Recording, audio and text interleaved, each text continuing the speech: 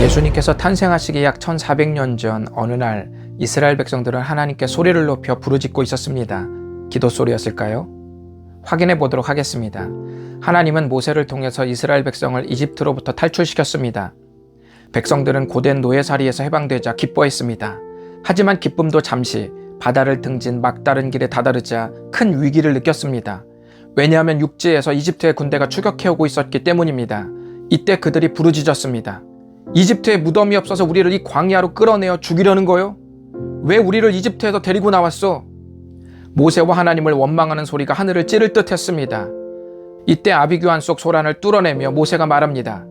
여호와께서 너희를 위하여 싸우시리니 너희는 가만히 있을지니라. 그들의 불신은 시끄러웠고 믿음은 잠잠했습니다. 이제 시대를 약 1400년 거슬러 올라와 보겠습니다. 고난주간이 있기 약 2년 전에 이런 일이 있었습니다. 예수님께서 바다 건너편에 급하신 일이 있으신지 날이 저물어 가는데도 불구하고 제자들에게 지금 건너가자고 말했습니다. 이에 제자들은 배를 띄웠습니다. 육지에서 한참을 떨어져 가고 있는데 갑자기 바람이 거세지더니 큰 파도가 배를 때리면서 물이 배 안으로 들이치게 되었습니다. 이때 예수님은 배 뒤편에서 주무시고 계셨습니다. 제자들은 겁에 질려 예수님을 사정없이 깨웠습니다. 그리고 말합니다. 선생님, 우리가 이렇게 죽을 지경인데 아무렇지도 않으세요? 잠에서 깨신 예수님은 큰 파도를 향해 잠잠하라고 명령했고 즉시로 바다는 고요해졌습니다. 이 이야기 방금 전 들려드린 출애굽 이야기와 비슷하지 않은가요? 백성들이 막다른 길에서 죽게 되었다고 아우성칠 때 가만히 있으라고 말한 것과 제자들이 큰 파도 앞에서 죽게 되었다고 예수님을 흔들어 깨울 때 파도를 잔잔하게 하신 일을 비교하면 중요한 한 가지 공통점을 발견할 수 있습니다. 그것은 가만히 있을 때와 부르짖을 때가 서로 뒤바뀌었다는 것입니다. 출애굽 사건을 보면 하나님은 가만히 있으라 하셨고 백성들은 시끄러웠습니다. 그리고 갈릴리 바다에서 예수님은 잠잠히 주무셨고 제자들은 시끄러웠습니다. 이제 다시 고난주간으로 돌아와 보겠습니다. 고난주간 목요일이 되었습니다. 예수님은 제자들과 유월절 최후의 만찬을 하시고 서서히 조여오는 십자가 죽음을 위해 기도하러 겟세마네라고 하는 올리브 나무숲으로 가셨습니다. 특별히 예수님은 베드로와 야고보와 요한 3명의 제자들을 데리고 갔습니다. 그리고 그들에게 간절히 부탁합니다. 내 마음이 매우 고민하여 죽게 되었으니 너희는 여기 머물러 나와 함께 깨어 있으라. 이 부탁만 봐도 우리는 알 수 있습니다. 예수님일지라도 십자가의 죽음을 앞두고 얼마나 고통스러웠는지 말입니다. 예수님은 2번이나 간절히 피를 토하는 것처럼 기도하셨습니다. 그러나 그동안 제자들은 깨어 있어 달라는 예수님의 절박한 부탁을 무시하고 잠들어 있었습니다. 예수님은 잠들어 있는 제자들을 깨우시며 마음에는 원이로되 육신이 약하니 시험에 들지 않게 깨어 기도하라고 하셨습니다. 마음과 육신의 거리가 확실히 있죠. 마음을 먹는다고 바로 행동으로 옮겨지는 것은 아닙니다. 그 사이에 기도가 있어야 깨어 움직일 수 있습니다. 이제 여러분들이 겟세마네에서 잠든 제자들을 보셨는데요.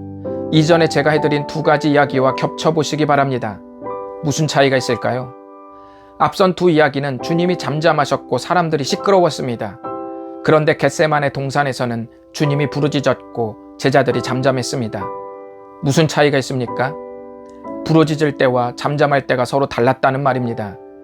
우리의 가장 큰 위험은 질병과 실직, 갈등하는 관계가 아니라 십자가가 대수롭지 않게 되는 것입니다. 마태복음 4장에서 마귀가 예수님을 시험한 것이 무엇이었습니까? 예수님이 가진 걸 빼앗았나요? 아니면 고통을 가중시켰습니까? 아닙니다. 더 채웠고 더 만족시켜주는 것이었습니다.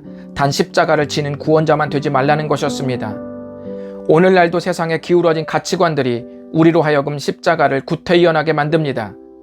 우리를 겟세마네로 끌고 간 후 십자가를 지루하게 만들어서 우리를 잠들게 합니다.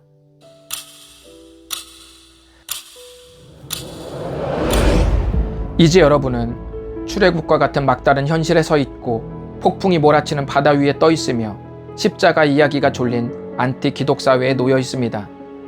여러분의 믿음은 잠들어 있습니까? 아니면 깨어 있습니까? 저는 오늘날 우리가 깨어 있는 믿음을 갖기 위해 한 가지 힌트를 드리고 묵상을 정리할까 합니다. 다시 2000년 전 겟세마네 현장으로 돌아가서 예수님이 뭐라고 기도했는지 떠올려 보십시오. 처음에는 이 잔을 내게서 지나가게 해달라고 하셨습니다. 이 잔이 뭐죠? 십자가 죽음을 비유로 말씀하신 것입니다. 예수님은 고민하여 죽게 된 자신의 심정을 표현하고 계신 것입니다. 하지만 이내 심정은 아버지의 원한으로 정돈되고 있었습니다. 우리가 위기를 당한 사람에게 정돈된 대답을 듣기 원할 때가 있습니다. 하지만 큰 어려움이 찾아오면 이런 공식들이 뒤바뀝니다. 이것은 위기를 당한 사람들이 충분히 주님께 표현할 수 있는 것들입니다. 바른 행동이 반드시 바른 대답을 통해 나오지 않을 수도 있음을 명심하십시오. 이런 과정을 거치면 그 다음은 하늘에 대고 욕을 내뱉는 나를 안아주시는 주님을 발견할 때가 있습니다. 그때 우리는 비로소 무거운 짐을 맡기고픈 마음이 듭니다. 나의 원대로 마시옵고 아버지의 원대로 하옵소서. 혼란스러운 기도 끝에 나오는 이 마지막 고백이 행동을 동반하는 진짜 고백입니다. 이 고백을 계속 하나님께 올려드리시는 저와 여러분이 되시기를 바랍니다. 예수님은 이 고백을 하신 뒤에 말씀하십니다. 일어나라, 함께 가자. 나를 파는 자가 가까이 왔느니라. 주여, 나의 믿음이 잠들지 않게 하소서.